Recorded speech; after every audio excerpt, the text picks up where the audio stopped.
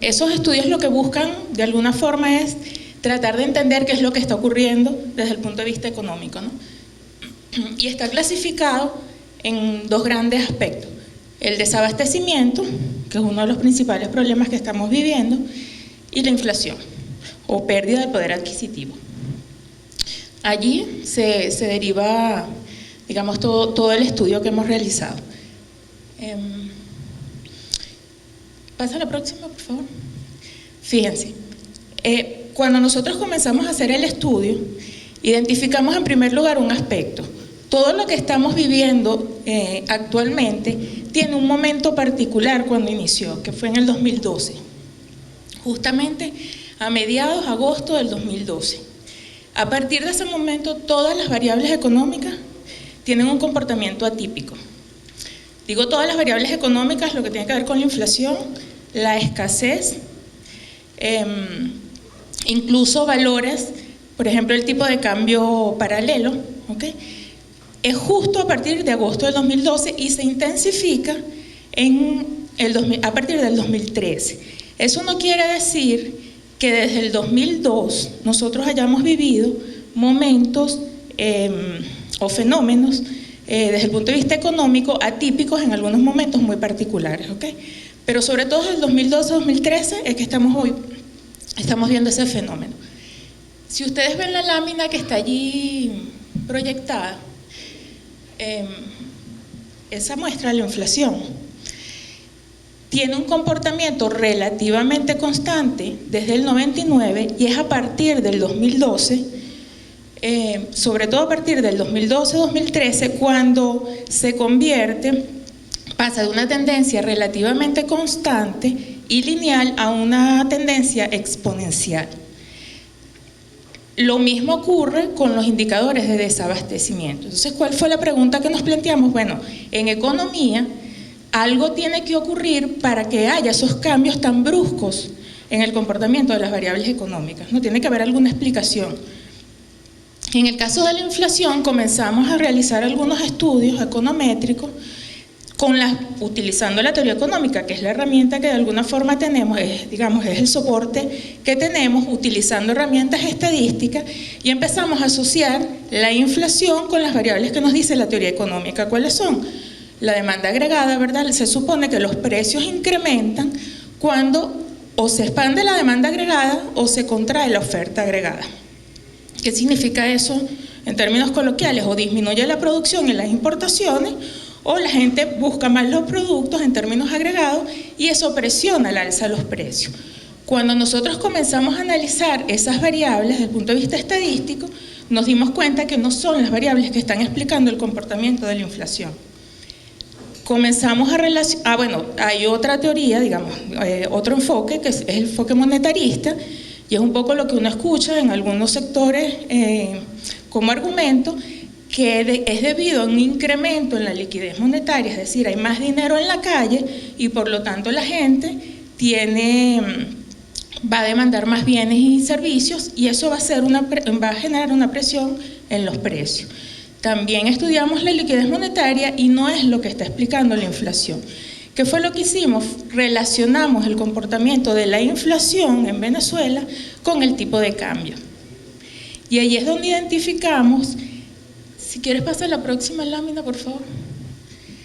En esa lámina ustedes tienen la línea azul, no sé si logran verla bien, es la inflación. Desde donde está la línea punteada es el 2012 cuando comienza este comportamiento exponencial.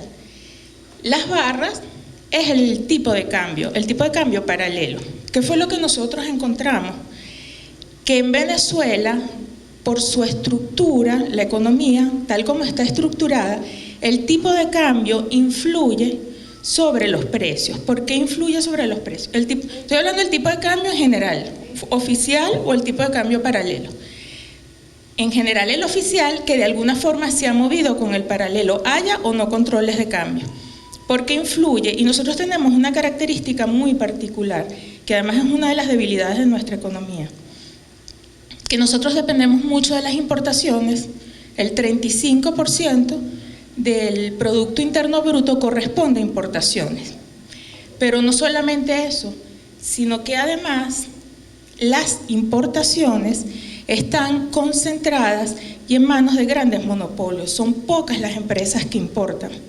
Entonces, en la medida en que son pocas las empresas que importan, que tienen el poder de monopolio, definido poder de monopolio como esa capacidad de fijar precios en los mercados, cuando yo importo materia prima como importador monopolista y voy a convertir el precio de lo que compré fuera en divisas, dólares, euros o la divisa que fuese, y lo voy a convertir en bolívares, yo tengo que utilizar un tipo de cambio. El asunto es que ahorita se está utilizando, no es el tipo de cambio al cual el gobierno está entregando las divisas, por lo general un tipo de cambio preferencial, 6.30 antes y 10 ahorita, sino que se está utilizando el tipo de cambio paralelo. Al utilizar ese tipo de cambio paralelo, por supuesto, de allí para abajo, todas las estructuras de costos empiezan a distorsionarse. Eso históricamente, por lo que observamos, es normal. Hay una fuerte correlación entre el tipo de cambio y el comportamiento de los precios. El problema actual es que ese tipo de cambio no es el tipo de cambio verdadero de la economía. Es decir, ese tipo de cambio paralelo, el que aparece todos los días en una página web, y es ese tipo de cambio que se utiliza como referencia, no se corresponde con los indicadores económicos. Y no se corresponde porque, bueno, un tipo de cambio está por lo general determinado por dos variables fundamentales, que son la cantidad de dinero que hay en la economía. Las personas necesitan bolívares para comprar dólares, ¿verdad? Mientras más bolívares, más posibilidad de comprar dólares. Pero también depende de las reservas internacionales. Cuando nosotros hicimos estudios econométricos para relacionar la liquidez monetaria, las reservas internacionales, con el tipo de cambio, no hallamos ninguna correspondencia. Entonces es un tipo de cambio que no conocemos cuál es el criterio por el cual se fija, pero sin embargo, que es digamos, una de las dificultades que estamos viviendo, es el que está sirviendo de marcador en los precios de nuestra economía. Entonces, por la vía de las importaciones, como les comenté, ¿no? Y de allí la alteración de toda la estructura de costo. Entonces, ese es uno de los hallazgos de la investigación. Cuando hicimos los cálculos, pues allí fue que identificamos que ese tipo de cambio está influyendo en los precios alrededor de un 70%. No es la demanda agregada la que está determinando los precios, ni tampoco es una contracción de la oferta, tampoco es la liquidez monetaria, sino que es ese tipo de cambio distorsionado. Eso por el lado de la inflación, ¿no? Luego, el otro gran problema que estamos viviendo los venezolanos es el tema del desabastecimiento. Cuando comenzamos a analizar por qué el desabastecimiento o la escasez, ustedes saben que el desabastecimiento, ¿de qué depende? La escasez. ¿Cuándo se genera escasez en un mercado? Cuando, dada una oferta, aumenta la demanda. Hay más personas buscando el bien, hay una oferta fija y se genera una escasez. O cuando se contrae la oferta, es decir, no se produce, o en nuestro caso no se importa, que es un factor importante, ¿no? La importación. Cuando comenzamos a analizar, nos dimos cuenta que no es un problema de la producción, si bien los venezolanos demandamos más, porque esto es un aspecto importante, ¿no? Se dice que estamos en crisis, que macroeconómicamente, cuando uno analiza una crisis, hay un indicador que es muy sensible, que es la tasa de desempleo. Pero nosotros observamos que hay una crisis y la tasa de desempleo más bien sigue bajando. ¿Ok? Lo que nos lleva a pensar es que esa crisis, entre comillas, digamos, está muy focalizada algunas variables, ¿no? y explicada por algunos factores y fenómenos. Entonces, cuando nosotros empezamos a revisar la producción, pues la contracción de la oferta y de las importaciones no ha disminuido en proporciones similares para poder explicar los niveles de escasez y de desabastecimiento. Eso por una parte, ¿no? Entonces, ese argumento de que cayó la producción, además, son productos muy particulares, los que generan colas, escasez y por lo tanto colas, ¿no? Son algunos alimentos, los de alto consumo, los que más consumimos los venezolanos, son alimentos además que están en manos de la agroindustria, en manos de grandes monopolios, porque aquí nadie ha hecho colas para comprar ni plátanos, ni papas, ni cebollas, ni ninguno de esos, ni frutas, ni vegetales. Es el arroz, es la harina, es la pasta, la leche. Y en otros casos, cuando no hay colas, pues los precios son muy elevados, también en manos de la agroindustria monopolizada, por ejemplo, pollo, carne, huevos. ¿Okay? El resto de los productos de la economía no hay colas. ¿Okay? Hay precios elevados, por supuesto, por lo que les expliqué del fenómeno de la inflación, pero no necesariamente un desabastecimiento. Entonces está muy focalizado ese desabastecimiento, son esos bienes de alto consumo, son los productos de higiene que también están en manos de monopolios y algunos productos relacionados con el servicio de transporte, repuestos, cauchos, etc.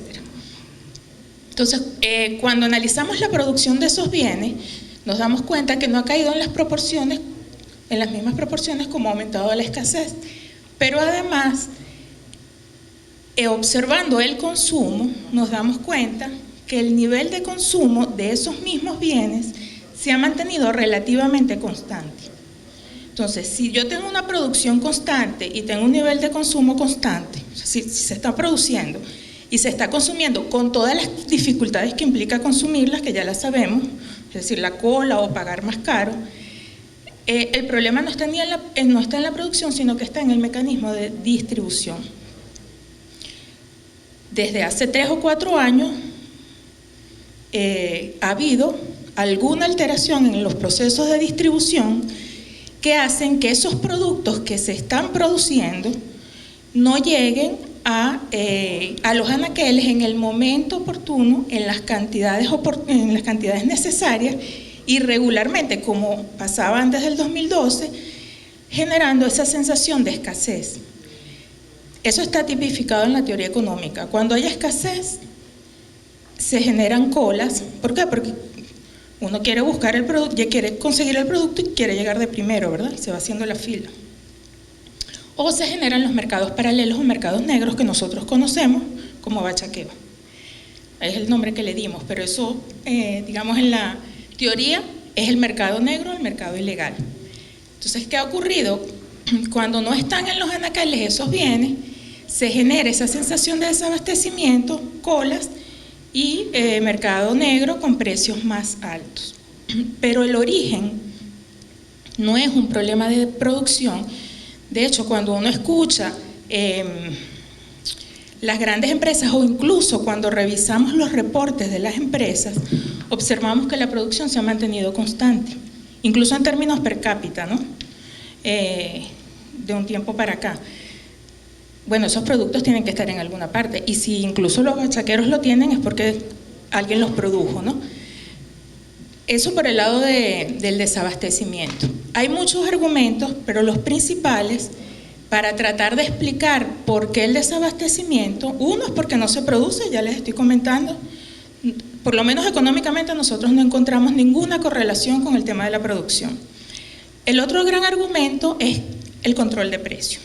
Entonces, como el Estado es controlador, le controla los precios a las empresas y esos precios máximos fijados están por debajo de la estructura de costo, entonces la empresa no produce. Ya les dije que sí producen, ¿no?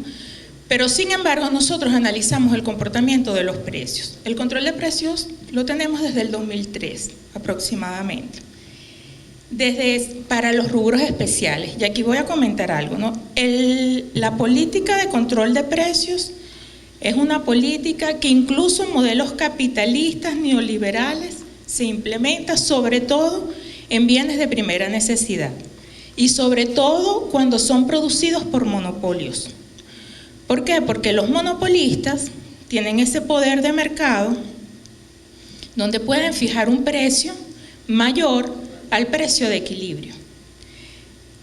Ese precio mayor, la diferencia entre ese precio mayor y ese precio de equilibrio es lo que se denomina poder de mercado. Si además el bien es un bien de alto consumo, alimentos, medicamentos, es decir, que los difíciles de sustituir y que las personas independientemente del precio lo van a comprar, es lo que se denomina bienes inelásticos, el monopolista tiene un poder mayor. Es decir, puede fijar un precio mayor. Los estados intervienen regulando los monopolios para proteger, para impedir que se apropien, ¿verdad?, de esa parte de la riqueza por la vía del precio y para proteger a la población y puedan tener acceso a alimentos y a medicamentos. Entonces nosotros tenemos un control de precios desde el 2003 para alimentos, productos de higiene, etc. Cuando nosotros empezamos a ver qué ha pasado con esos precios y con los niveles de producción rubro por rubro, yo creo que traes una lámina. ¿Puedes pasar la próxima, por favor? ¿La próxima? ¿La próxima? Porque ya la próxima. Pasa toda esa. Ajá, la anterior. No, la próxima, por favor, disculpa. La próxima también, que creo que es la. Ajá. La línea azul, les traje el ejemplo, es el caso de la harina de maíz precocida. La línea azul es la producción e importación de la harina desde el 2003. La línea roja es el comportamiento de los precios en términos, suponiendo que en el 2003 era un precio de equilibrio. Si ustedes ven, el eventual rezago que ha habido por la caída de los precios no se corresponde con los niveles de producción que se han mantenido. Por el contrario, hay épocas en donde disminuyen los precios y aumenta la producción de harina. ¿Okay? No es el control de precios lo que está generando pérdidas a las empresas y por lo tanto una disminución de la producción para generar una escasez. Además que, insisto, tanto las empresas, sus reportes muestran que la producción además no ha caído. ¿Okay? Entonces, no es el argumento, el control de precios lo que está generando el desabastecimiento. Por lo tanto, si el control de precios no es la causa del desabastecimiento, no necesariamente políticas que incrementen los precios van a generar un mayor abastecimiento. Lo que hemos visto es que hay factores adicionales, como les comento, que están más relacionados con el proceso de distribución, que atienden más a intencionalidad política que a intenciones económicas, técnicas, de ganancias, de maximización de beneficios. Si las causas no son económicas, la solución tampoco necesariamente pasa por respuestas y políticas solo económicas, ¿no? Hay otras medidas que habría que tomar para garantizar el abastecimiento. El otro gran argumento es la falta de divisas. Cuando nosotros observamos, como les comento, es desde el 2012, si bien a partir de mediados del año pasado hubo una disminución en el ingreso de divisas en Venezuela, porque dependemos, como ustedes saben, de los ingresos por concepto de petróleo en un 99%, antes del 2015 hubo un ingreso importante de divisas, se asignaron divisas tanto para la industria de alimentos como para, por ejemplo, medicamentos o bienes de productos de higiene personal y del hogar, igualito se registraba la escasez. ¿Okay? Nosotros, por ejemplo, el caso típico es el tema de los medicamentos. O sea, nosotros prácticamente los medicamentos que consumimos son principalmente importados. Las divisas se han asignado a la industria farmacéutica. De hecho, del total de divisas asignadas a la industria farmacéutica, solo 10 de ellas se lleva el 50% de las divisas, que son las 10 más grandes, transnacionales. Y se ha asignado suficiente divisas, incluso más que en años donde no ha habido desabastecimiento. Por ejemplo, en el año 2004 se asignaban 800 millones de dólares para medicamentos. En el 2014 se asignaron 3.300 millones de dólares y tuvimos un desabastecimiento de medicamentos, supuestamente un 60%, según algunos medios de comunicación, ¿no? Entonces, no es cuando además nosotros revisamos y nos pusimos a revisar uno por uno los reportes anuales de estas empresas de la industria farmacéutica. Incluso para el año 2015 observamos que ninguna reportó disminución de sus ventas o pérdidas operativas, ¿no? Alegan el tema de la devaluación y la revalorización de sus activos, pero ¿qué esperaba uno? Bueno, si hubo una escasez del 70% de medicamentos, Eso se debería reflejar en los reportes, en los estados financieros, en los balances generales, en los estados de ganancias y pérdidas, en una disminución de las ventas. Por el contrario, hay empresas que registraron incrementos de ventas en Venezuela. Saben que ellos tienen casas matrices, y una casa matriz y luego tienen sus filiales. Incluso varias de ellas registraron incremento de ventas en Venezuela. Allí es donde uno se pregunta, entonces, ¿dónde están los medicamentos, verdad? Después de realizar todo este análisis, es que decimos, bueno, no son variables económicas las que están explicando el comportamiento de la economía, por lo menos no del desabastecimiento y de la inflación. Hay otros factores que no están incorporados en la teoría económica y no los hemos metido en el modelo econométrico, que están explicando por qué si se produce y se está consumiendo, las personas no consiguen en los anaqueles los productos, porque si se entregan las divisas, los medicamentos no están, a pesar de que se registran incrementos de ventas en estas empresas. Y bueno, parte de las conclusiones es justamente que hay factores políticos, ¿verdad?, que están explicando lo que ocurre actualmente en la economía. Si a eso le sumamos otros indicadores, como les comenté, la tasa de desempleo, por ejemplo, su comportamiento no es coherente con lo que estamos viendo del desabastecimiento de la inflación. Incluso el PIB, a pesar que registró una disminución a finales del año pasado, esa disminución, digamos, primero en el sector alimentos, esa disminución fue mucho menor.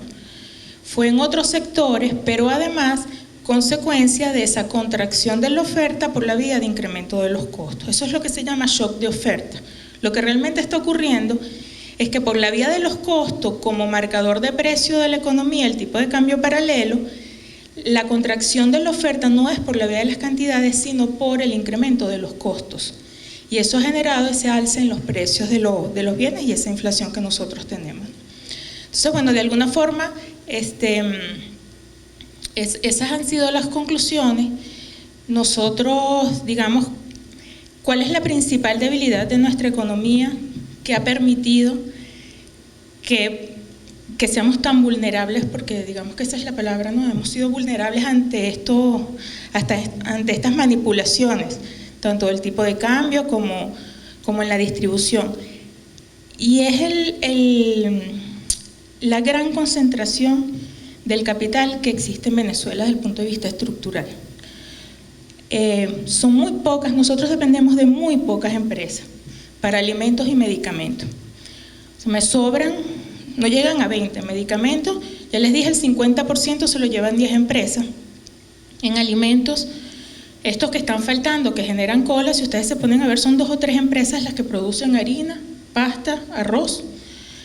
No así los vegetales, las verduras, las hortalizas, que son muchos productores, ¿verdad? Que además el costo de cartelización es muchísimo mayor, por supuesto. Pero son pocas las empresas que nos ofrecen los bienes de higiene personal y productos de limpieza y de higiene personal, también son 2 o 3 empresas, ¿no? Entonces, esa concentración tan alta del capital, de la producción, de la distribución en pocas manos es lo que nos ha hecho muy vulnerables y que hayamos eso acompañado de la necesidad de un Estado con mayor capacidad de regulación de estas empresas y de estos monopolios, ¿no? Por distintas vías. Yo a veces digo que sí tenemos que superar el modelo rentista, por supuesto. Depender solamente del petróleo, por supuesto que hay que superarlo. Nuestras empresas deberían producir no solamente para abastecer el mercado interno, sino también para exportar y generar divisas, por supuesto. Pero además, esas políticas tienen que estar acompañadas, sobre todo estos 15 motores, para promover la pequeña y la mediana industria y garantizar la desconcentración del capital.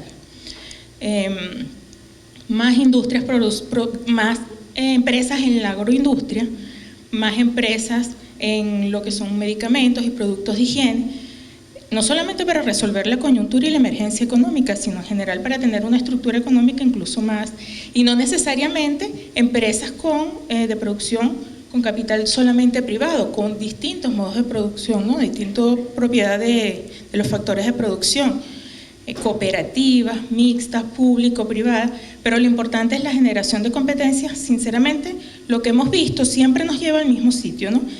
Y el problema es que, más allá de la emergencia económica, y ahí sí me estoy metiendo más en lo estructural, cuando el capital está concentrado, es el determinante de las desigualdades, ¿no? O sea, nosotros podemos hacer muchos esfuerzos por disminuir la desigualdad, garantizar una mayor igualdad en la distribución de la riqueza, incluso en la distribución de la renta, petrolera en nuestro caso. Pero en la medida en que la concentración de capitales es mayor, ustedes saben que en el mismo modelo capitalista el precio es el mecanismo de transferencias y la desigualdad que se genera entre los factores, ¿verdad? Si además el capital está más concentrado que lo normal, entonces la probabilidad de que tengamos una distribución menos igualitaria es mayor. Entonces nosotros tenemos que avanzar en superar el modelo rentista, pero al mismo tiempo avanzar en superar ese modelo rentista promoviendo la competencia, rompiendo con los monopolios que nos hacen muy vulnerables, no solamente a lo interno, sino también a lo externo. Las grandes industrias farmacéuticas son transnacionales, pero tenemos monopolios internos con capital nacional que también en este momento digamos, somos muy vulnerables a las decisiones, manipulaciones de producción, de distribución de este tipo de empresas. Bueno, en resumen, un poco compartir esos resultados.